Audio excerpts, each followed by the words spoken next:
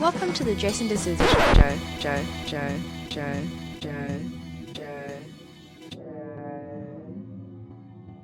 You're listening to the Jason de Sousa Show with me, Jason de Sousa. And today I thought we'd do a bit Hang of a Hang on.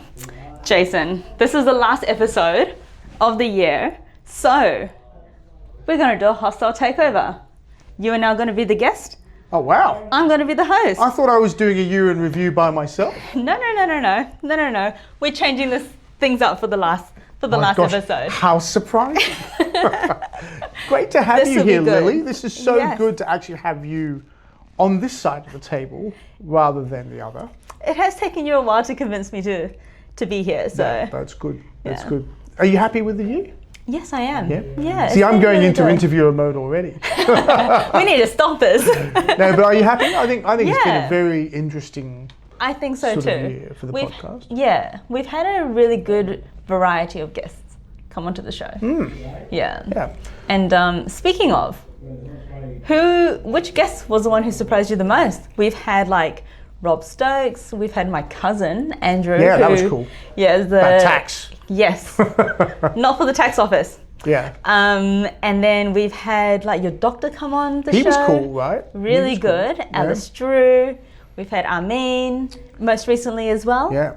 You know, I was thinking about that when you asked me this question. Who's the most interesting? I think they were all fascinating in their own way, and I was sort of wondering how we've been selecting them, and it's really been organic, isn't it? It's sort of like, we've met this interesting person and we've gone, that person would be great to talk to for longer. Wouldn't it be nice to explore more the conversations we've sort of been having? So I think a couple of standouts for me, when we had Alice on, that whole discussion we had around women freezing eggs because they couldn't find a partner, and what does that really mean about the birth rate and the sort of collapsing birth rates in developing economies, and what is the economic impact of that, I found really interesting. For me, and perhaps this is a male perspective, I looked at it more in terms of the risk to an economy of a collapsing birth rate.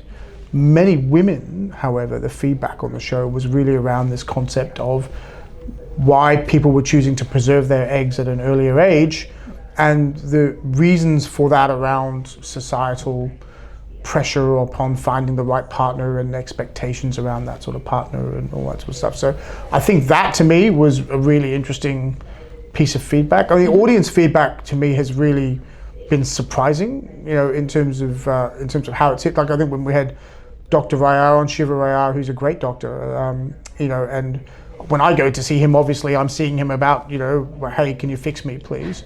But that whole discussion around the latest around HIV and the treatment of HIV, and it's now more of, people treat it more like a normal ailment and an infection rather than a life, a death sentence. I thought was fascinating. A lot of people responded to that. I thought was interesting. Okay. A lot of people responded to, concerns around their children becoming sexually active and kind of how did that work, and and look, I'm getting to that point myself with my own children who are starting to talk about boys and things like that. How does that make you feel? I'm okay about it. I think I'm surprisingly okay about it. Okay. I'm surprisingly okay that they're growing up.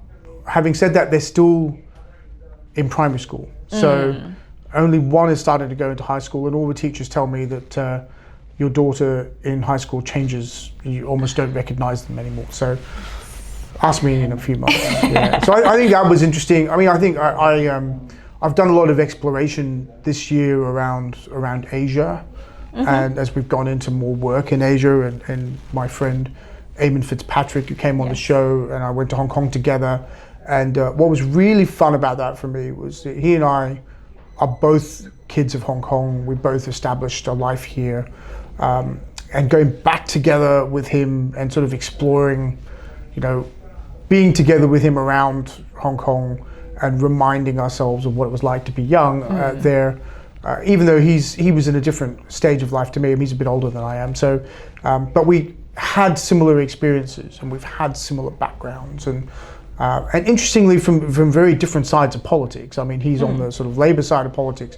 I came from more of the coalition side of politics, but very much shared experiences, very much shared views of the world, a great love of sort of Asia and the sort of growth in trading relationships between Australia and Asia, I thought was fantastic. And that's not something I really, in my career today, have had a real chance to do. So I think that's been really interesting. But I think they were all interesting in their own right. Like, Rob coming on the show was interesting, him being, other than being super intelligent, just having such a nice broad focus on policy issues. Armine recently, the last episode coming on and reflecting on some time in government, which for me was a long time ago now, right? It was well over a decade since I was doing that sort of work, and yet it still feels very fresh. So all in all, a lot of fun. Yeah, and so like out of all the guests that we've had on the show, who has been the most surprising, that was unexpected? Unexpected? Yeah. I don't know about this season, but I will comment on a prior season where we had sort of this corporate executive on, and you'd remember this, and it was really hard. It was really hard, and this person was a really nice person and clearly very educated and clearly did lots of great things, but had just absorbed the corporate talking points in such a way that it was almost unwatchable. Like there was just no humanity in the conversation at all.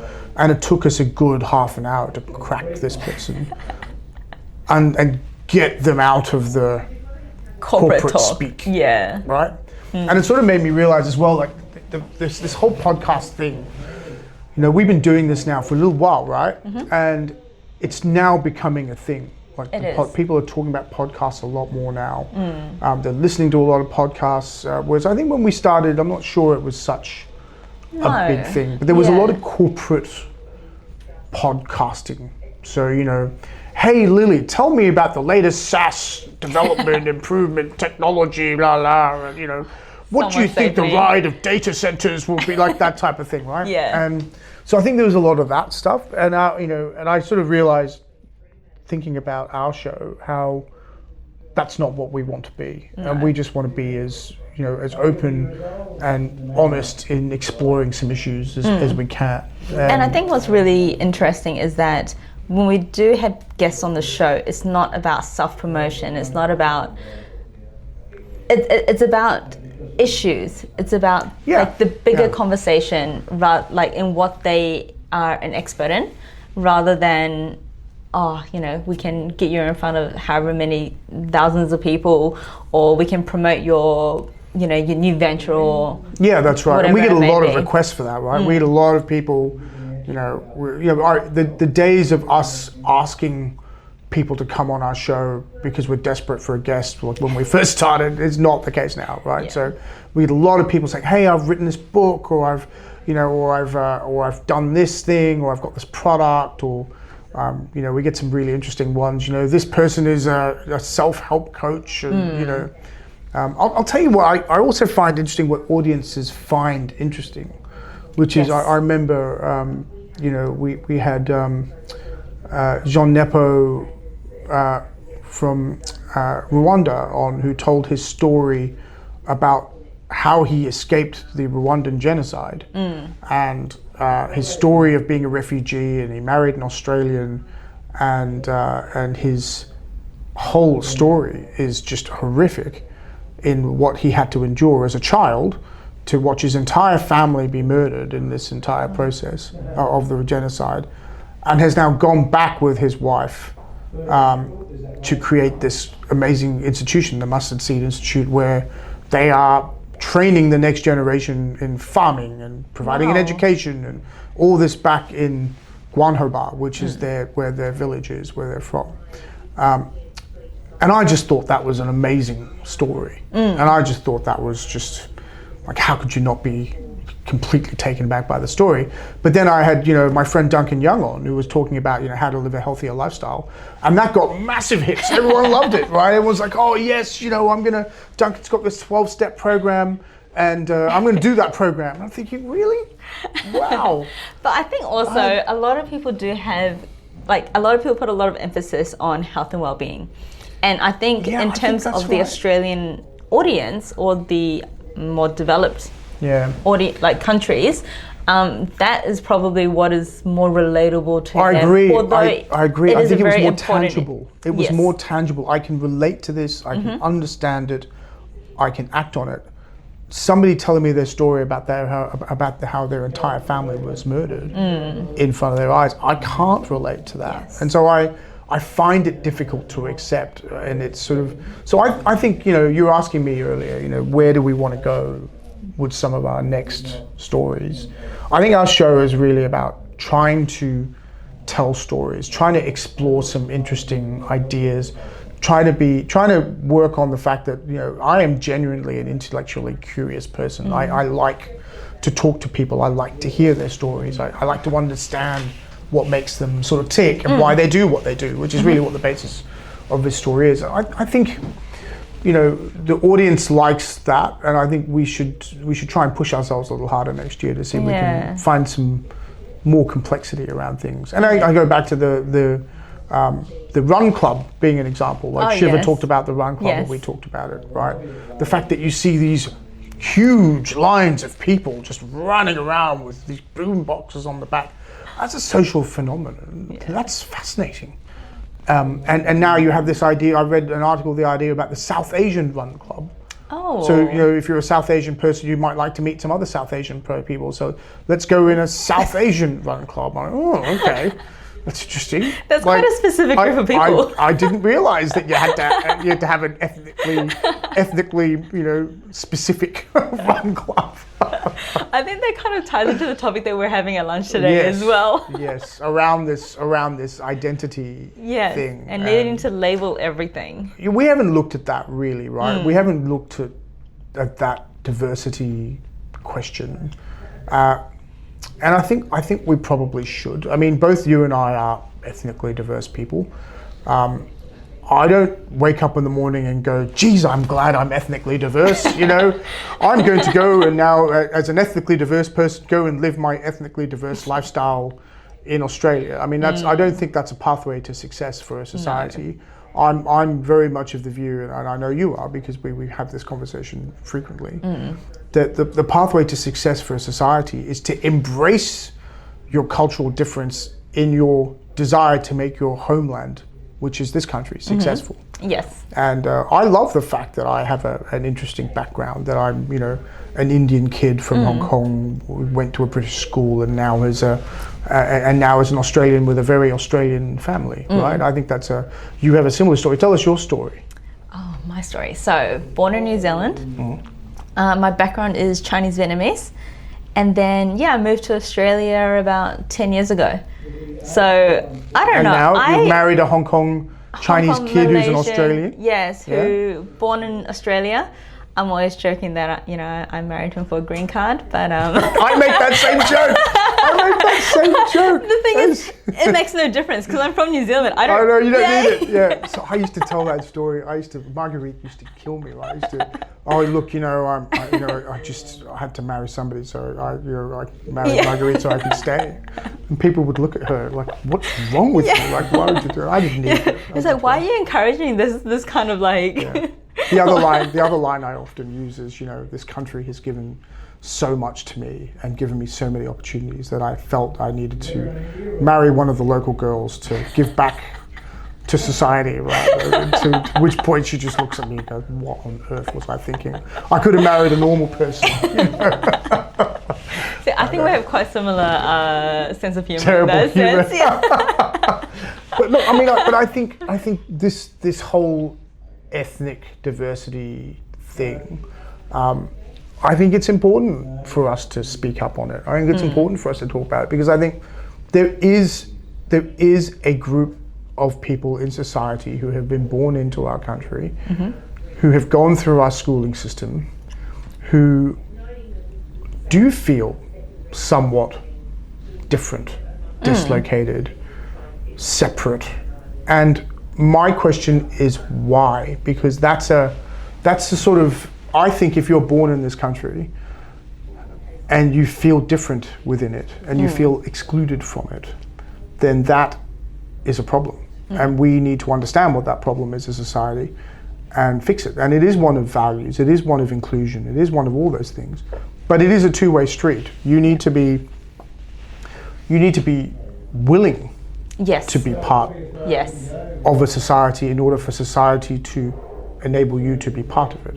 So it is a bit of a mix, and we have this debate constantly. I remember moving here from Hong Kong at the time, and you'd see these early 90s, 97, you'd see people with very low levels of English, being on these sort of, tabloid shows and being spoken to in broken English and all that sort of stuff, right? And that creates dislocation and difference. But at the same time, the children of those original migrants have gone to school. Most have done exceptionally well. They are all in very high paying jobs, are doing, not all, but many are doing very, very well and are contributing an immense amount to Australian society. So why aren't we celebrating those things? Yeah. Why aren't we saying, well, actually, the migration story is one where this country has provided opportunities to migrants who've come here and done exceptionally hard, and they have integrated and used those as the sort of exemplar, rather than focusing on division and difference. Yes. And right. So it's a vexed issue. It's a very difficult issue. It's one I don't think I really paid any attention to when I moved here. I think it really became a thing in the last sort of 10 years or so, where this difference thing around ethnicity. But also around that, Australia is such a multicultural country. Sydney, Melbourne, especially. Yeah. So if you are having, I guess for lack of a better word, an identity crisis, where do I fit in? I'm of a certain ethnic background, but I was born here. I don't quite fit in with the Australian kids, but I'm not also I can't really fit in with the Asian kids either, or whatever it may be. If you're having a hard time fitting in here, then it kind of makes me wonder, well, in every other country that isn't so diverse, it will be so much harder there, wouldn't it? Well, I talk about tolerance all the time. Right? In Hong Kong, there's a low level of tolerance for many people from the mainland. Right? There is a significant difference between Hong Kong Chinese people and mainlanders in the way they behave and talk to each other and experience each other. And mainlanders hate it, and and that's a thing, right? So there's difference in India. My goodness, there's plenty of difference in many ways in India that plays out, and they're all you can be of the same ethnicity, and there's still difference, right? So there's difference everywhere. I just think, as a country, how do we make sure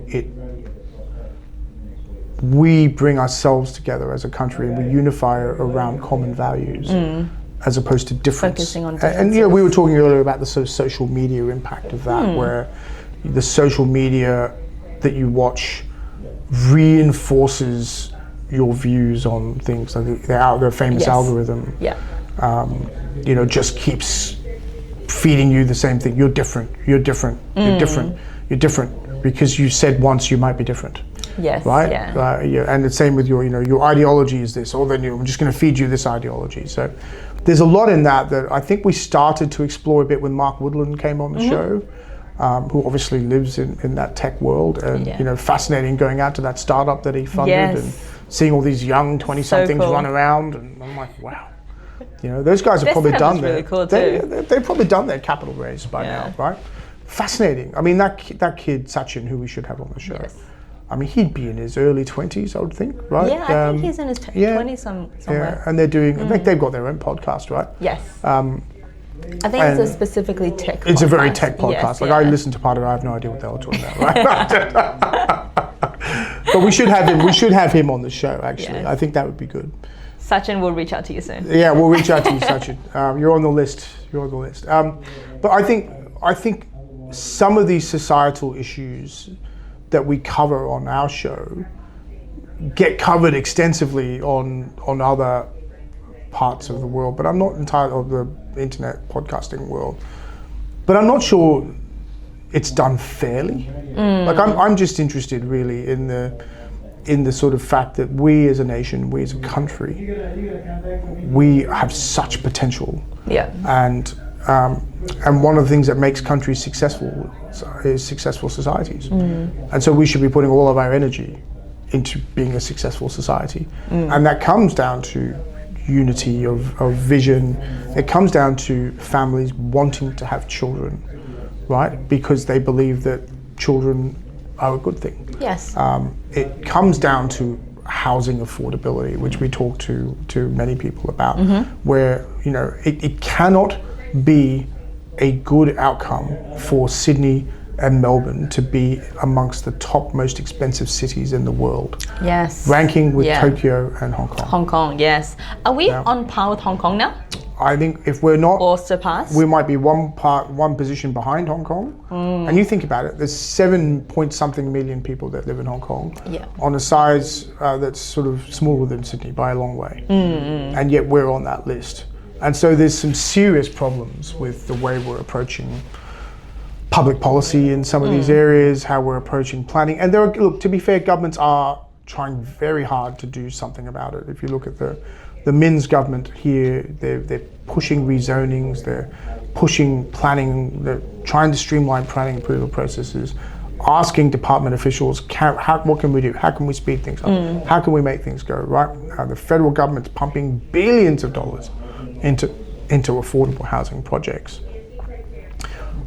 all of which is good.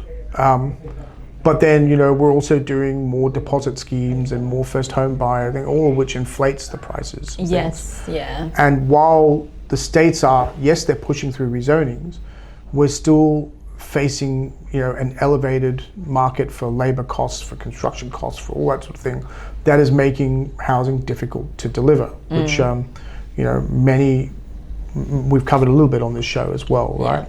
So I think that for next year is going to be a big issue that we'll continue to keep drilling in on, I think. Yeah, I mean, I guess a lot of we've got Stephanie Graham. Sorry, I interrupted you. We've got Stephanie Graham coming on the show, who's going to be chief executive, or already chief executive of Lend-Lease Australia. And is a wonderful person, very smart, and is going to do a great job. So we can ask her these questions. Yeah. How do you cut construction prices? So she's not going to want. She's not going to want to answer that. But it's okay. We don't censor on the show. That's right. Actually, we have done. We have done. Just that one time. Just that one time. Yes. When we went a little hard on a topic and thought maybe we should. I did make a mistake once where I was talking about Pakistan or something and ended up referring to Israel somehow. Yes, I remember how. So I did make a mistake. We did cut that part out. Yes. So, but no, traditionally we haven't had to really edit too much. And No. I remember when I started the show, well before I had you on board, and you made the show real and professional as opposed to what I was doing. But I was cutting out ums and ahs and trying to make it this sort of polished sort of show. And the audience feedback was, why are you doing that? It doesn't sound natural. Yeah. It doesn't sound real. You know, I want to hear a conversation. I want to hear a sort of free-flowing I don't want to hear this sort of edited thing. Yeah. Which worked for us, right? And you remember when we were starting, we were doing, when my great friend Marie Scootis was producing the show, she was like writing actual subtitles, like actually writing it out. Yes, like it would have taken hours. And I remember saying to her, now of course AI does it and you know, we can edit it. It's much faster. I mean, it's still not great. It's not great, but it's much faster. It's a step, And I remember going back, wow, that's a lot of effort. You know? But you know, we do these things because we want the craft to be good. Yeah. Well, actually, speaking of subtitles, we did do subtitles for the entire episode at one point. But we're not doing that anymore. No, we're not doing that. Yeah. I think that's probably one of the biggest challenges that I had in terms of producing and editing the episode. It was the subtitles. Yeah. What do you think? What do you think? So we have the long form show, right? Yes. And that's great. People only like for the it. long form. I mean, for the subtitles. Yeah. And we find a lot of people listen to it on whatever they want. Like a lot of people listen to it on Spotify or whatever. Increasingly, people are watching the whole show on YouTube, but not really. People like to listen to it. What are you finding in terms of, you've been chopping things into clips, and they're sort of going out on different platforms. So do you think people like that? Is that your sense? Yeah, no, I think people are really liking the shorts that we're pushing out onto LinkedIn, onto YouTube as well. Yeah, we've seen a huge increase in viewership from what the shorts that we're pushing out before. So those ones were more like the 3-minute, actually they're not really short, so it's like short videos. So like the 3-5-minute videos that were by topic. And now that we've done 1-minute shorts, they're really nice bite-sized pieces of information. And then they can watch, a few of them of the same episode. Yeah. They're interested, then they can click through to the full version. They click through the full. I do find that people are finding it's not a situation where you release an episode and everyone listens to that episode like they're watching, a TV series or something. It's sort of people go to podcasts that they find interesting when they're ready to do it. So we find episodes that we recorded last year all of a sudden get the spike because the topic is relevant. Yes. Yeah. So I think that's something that's been surprising to me. Back to your earlier question. Yeah. Yes. Okay. And then I think what we could also do is all the old videos, all your old episodes. Yeah, we need to find those. Yeah. They're somewhere. If you can, that'd be great. Yeah, they'll be around somewhere. Yeah. We should put them out, I agree. Yeah, and especially in shorts form as well, because some of those topics were really interesting too. Yeah. I think for me, what I want us to do is stay really true to what our original objective was when we started the show, which is to be intellectually curious, to really focus not necessarily on the topic of the day, but on what people are doing in society, why they are doing what they're doing, and how that interfaces potentially with the topic of the day, right? Yeah. And I think to me that's interesting. Like again, cycling back to Mark Woodland, one of his main concerns. I mean, he is a guy who sold his first business, which focused on childcare, and is now building a healthcare startup, which is a tech-based thing. And one of his main concerns is housing affordability. Yeah. Which I thought was really interesting. Yeah. Right. And his whole focus when it came to sort of unrealized gains, which was a terrible proposal that the federal treasurer was. A lot of comments on that, right? But when he made that point, and I thought it was a terrible proposal, I think most of society thought it was a terrible proposal. But his perspective was really interesting, which is, well, this whole world of startup is one where you get shares at zero and they increase in value as you develop your IP. Are you going to tax me on that? Yeah. Because that's what unrealized gains means. Yeah. Right? How are you going to value that? What's the impact of that? And by the way, if you do that, I'm out of here. We're doing this somewhere else. Yeah. Which fortunately, it's very rare that, and perhaps this is a somewhat cynical view, but very rare that when a government announces a policy in that way and they're going to implement it and they do consultation, it's very rare that they change their mind. So the fact that they did, and they did not proceed with that policy, tells me that there was such a visceral response to the Treasurer's proposal that he dropped it wisely, in my view. But again, that shows how I think on point some of our discussions have been with people, right? Because we had a lot of comments on that unrealized gains thing. We had a lot of comments on the what did I call it, frozen eggs. Yeah. Yes, that's a very real concern though, because I'm at that age where I'm like, do I want kids? Do I want to, continue my business? Like, as in, do I want to grow my business? If I want them later, what do I do now? Exactly. And so I think career is a massive reason why people are having kids later as well. 100%. Yeah. Right. I do think we need to explore those kinds of issues a bit more. I think they're interesting. I think the Marguerite's been talking to me about medical misogyny, for example, which is an interesting concept. The idea that, women's medical issues are kind of not really accounted for properly by the medical fraternity, who just don't recognize that women's bodies behave differently to men's bodies, and therefore there might be reasons, right? And one of these things is, is sort of like different deficiencies in vitamins and things like that within the body that causes women to do different things versus men. And I think the Herald was running a sort of story on this medical misogyny thing. I thought that's really interesting. Okay. And I think it's probably something we should explore a bit more. Yeah, maybe we should have her on the show. That would actually be hilarious. What, having Marguerite on the show? Yes. Well, we did have my brother on the show. We did, and I think we need to get him back on again. Really? Yeah. Well, once wasn't enough? You guys are actually very entertaining together. Oh, gosh. Yeah. I Goodness think me. you have very, very good connections and chemistry with a lot of the guests that you have on the show.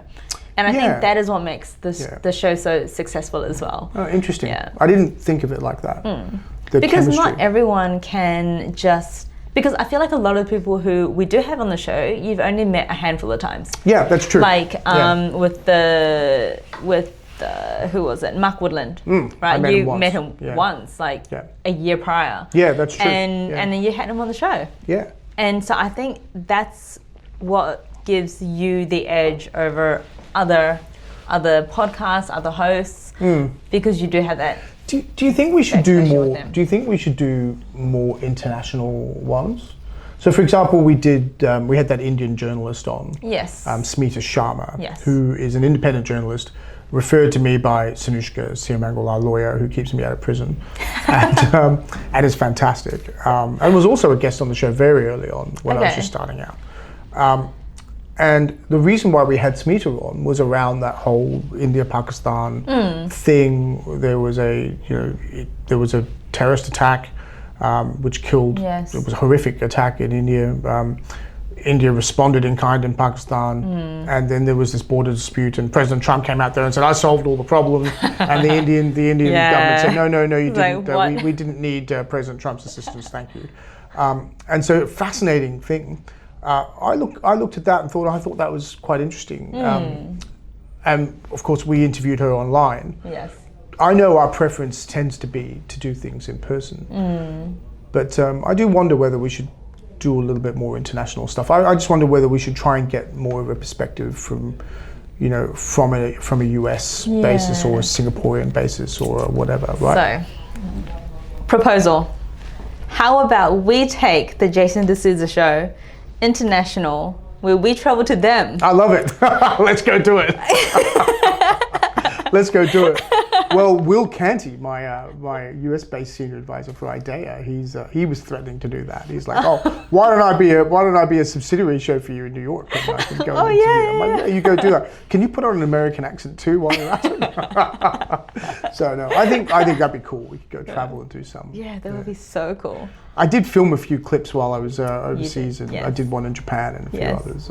You did a couple in Hong Kong as well. I did a couple in Hong Kong with the selfie stick. Yeah. You do feel a bit ridiculous, kind of filming yourself. Once you get over that, you're good. I mean, it's interesting. People often ask me, how did the show start? The show started just because I just started talking to my Microsoft Surface, right? And had a camera, and I was just giving for some reason felt that people would be interested in what I had to say, and posting it on LinkedIn, and people started reacting to it, and then I went, okay, well, I should talk to other people. It's pretty boring talking to my Microsoft Surface. And so that's really where things have started and sort of evolved to now, where we've got this great following and people are interested in what we're talking about, and they give ideas on what they'd like to hear more of, and I know this guy, you should talk to this guy, and it's great when people give us ideas. And people recognize you on the street now. Well, yeah. So Marguerite never believed that, right? Like I'd be on the phone to her and she'd say, "Oh, who was that?" And I'm like, "I don't know, it was somebody who listened to the podcast." And she was like, "Oh, well, you're only, people only recognize you in the 4 square kilometers of Martin Place, right?" I'm like, then I think I told you the story. I found myself in an airport in Adelaide, I think it was Adelaide, and somebody said, "Oh, I love that show, Jason," and then they went off to their gate, and I had no idea who it was. I rang her up and we said, "Guess what?" No, but I appreciate it. I appreciate that you like the show, people.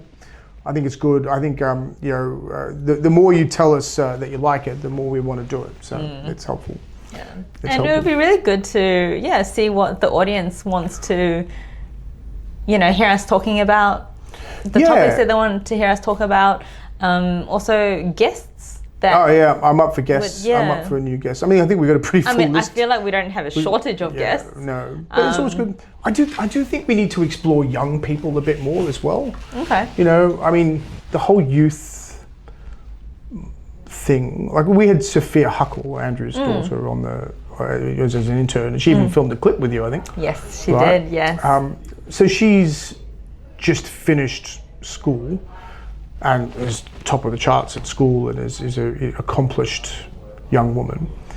What goes through her mind? What goes through the mind of an 18-year-old? Yeah, maybe we should have her on. Maybe we should. I just go, what does, I mean, I look at, and you know, a friend of mine and I were talking about this the other day, what does 18 look like today relative to what it looked like 50 years ago? Yes. And I suspect, I could be very wrong, and I could get myself into all sorts of trouble, but I suspect 18 today is a lot younger than 18, 15 years ago, 50 years ago. Yes. Right? Yeah, I read somewhere about that too.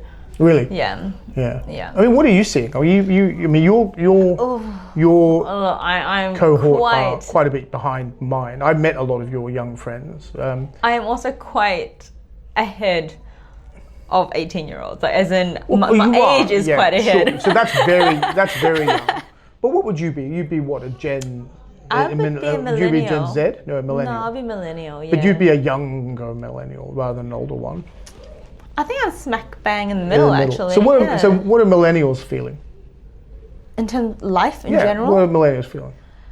I mean, I feel like we probably,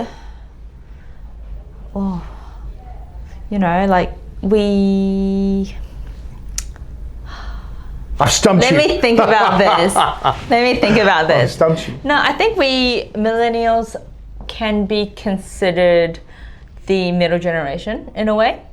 Okay. I mean, everybody forgets about Gen X, which I get. But in terms of boomers, millennials, Gen Zs, alphas, I think we kind of have the best of both worlds in a way, where if you, so for example in property, if you started the property journey earlier, then you didn't. Well now. Yeah, you'd be doing pretty well now. And you know, we always say, oh, if I bought a property before I was born, then like I'd be a millionaire by now. You know those memes.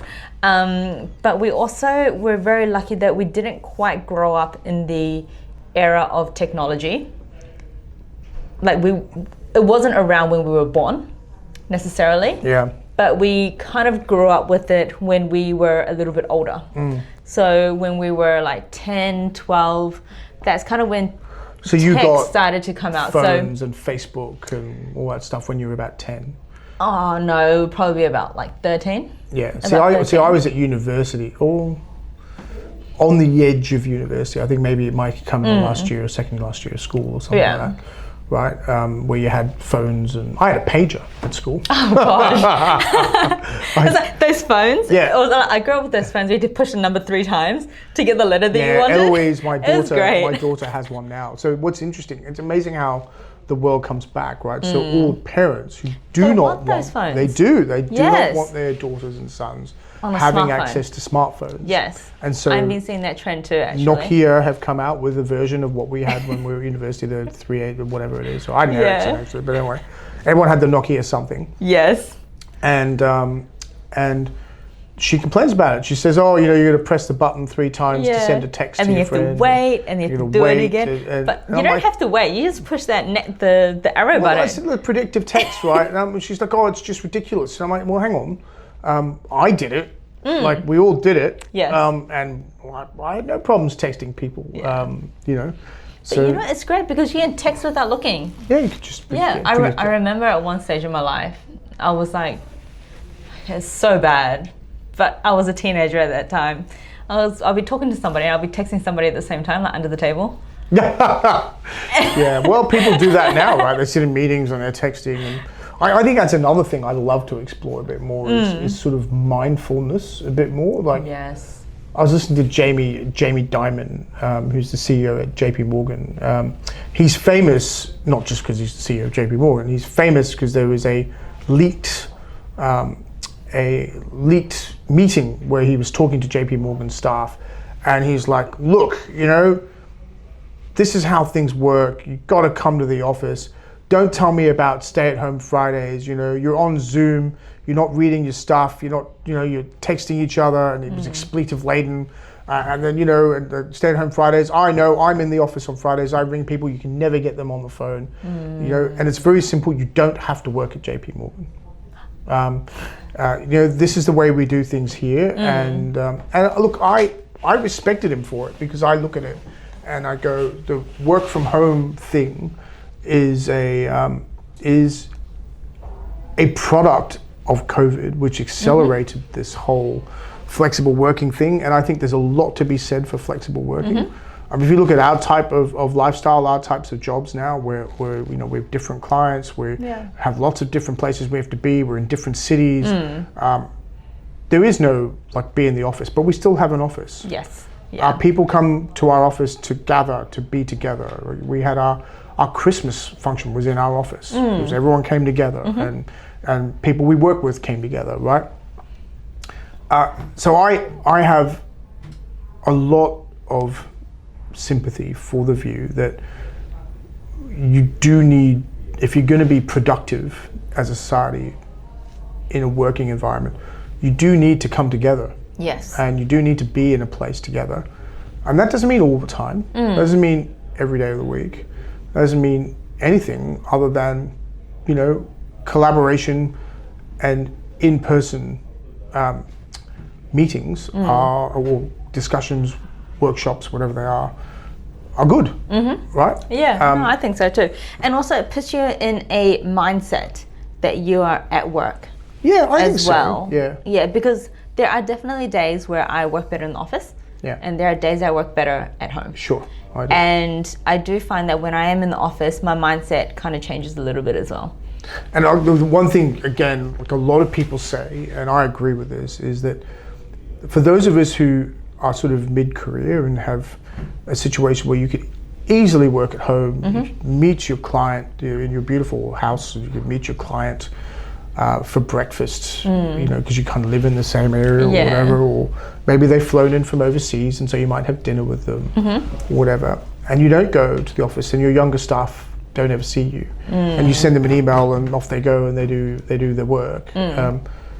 What's that doing for the next generation? That's hardly a pathway to success. I think of all the people I learnt the craft of what I do from, I did it by being with them. Yes, right? yeah. Not by email, right?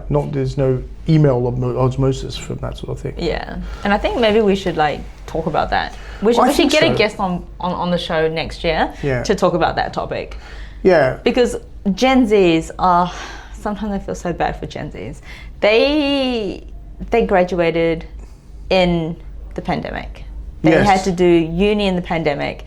They had to finish high school in the pandemic, do exams online. I can't imagine what that would have been like. Online exams would have been interesting. Yeah. How do you even monitor that? If you have 100 people on the screen, tuned into a Zoom call, how do you even monitor that? But anyways, separate topic. Also but it's not really, because you look at the impact on university campuses of online teaching, right? So if you asked me what one of the greatest experiences of university was, it was collaboration. It was people. It was meeting people, learning from different people. Yes. International students that I got to interact with. Clubs. A lot of people love the clubs. The college I lived in, Robert Menzies, the guys and girls I lived with there are still amongst my closest friends. Wow.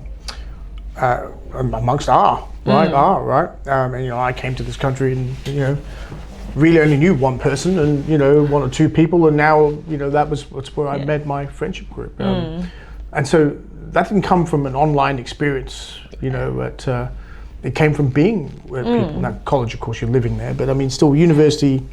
There was a lot to be said of being on campus, and now you find that kids are going through university without that experience. And so what does that mean for them? Imagine. What does that mean for them as a growing up as a person. Like one of the debates that I think people are having frequently is universities are not necessarily preparing people properly for the workplace.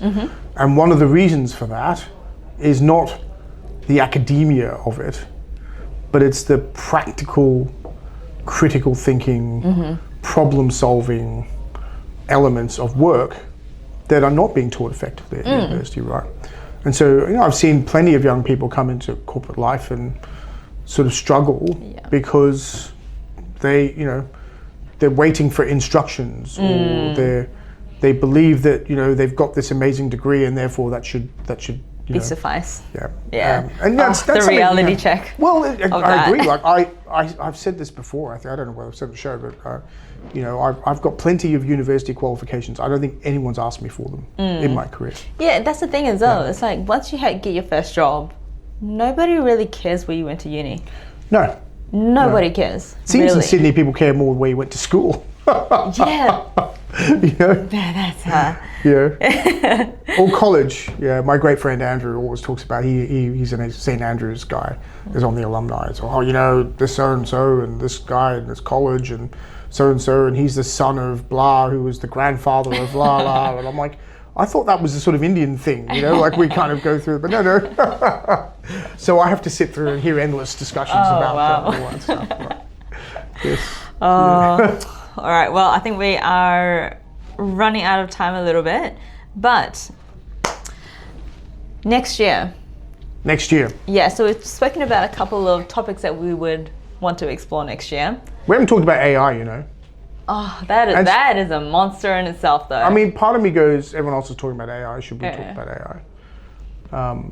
Maybe an area of AI, like a very niche area of AI. Maybe we can get your brother on to talk about. You really want him back on the show, don't you? Just like we can have him on. I don't mind. We can have him on. It was actually, you asked me earlier what that was like. That was an amazing experience. Because you realize, like my brother and I are very close, right? We, my family, we are very lucky. We've got this amazingly close family, and I'm grateful for it every day. But my brother and I are close. We have very different views of the world, which can sometimes in families push people apart. But we find a way of, being brothers and being able to disagree respectfully when we need to. But what was really cool about that experience for me was I had never really delved into what he does. Right. Because when you see your siblings, what do you talk about? Mum and dad, the kids, I don't know, maybe a hobby, a sports game, whatever, right? Yeah. Some other thing. You don't see your brother necessarily as an expert in a particular field, or you just don't. You're off the clock. Right? Yeah. So sitting down with him and talking about that stuff and hearing what he does and how he approaches it all and some of the really interesting things that he's doing was fascinating.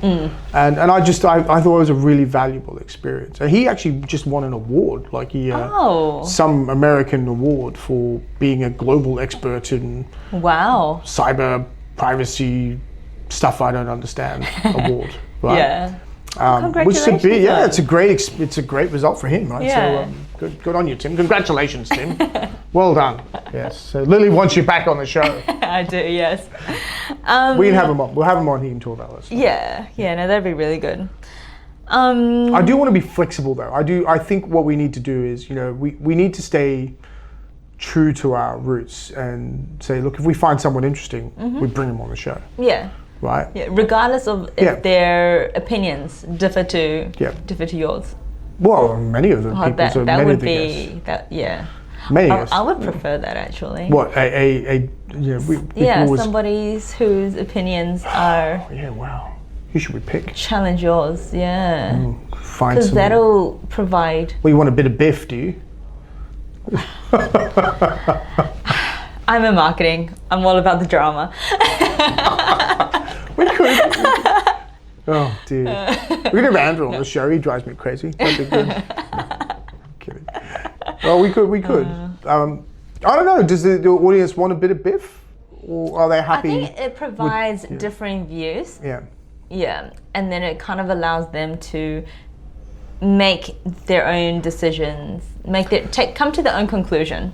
Yeah, it's interesting. Yeah. I had a friend of mine, old school friend of mine, who I hadn't seen in, oh gosh, it would be at least 2 decades. And he said, "Oh yeah, your show's very." He obviously watched it. Yeah, your show's a bit dry. I'm like, well, I suppose it is. But then again, my intellectual curiosity might well be a bit dry, right? I think it just depends on the audience and who watches it. I don't think it's a show for everybody. No, It's I don't not, think so. Yeah, you know, and that's okay.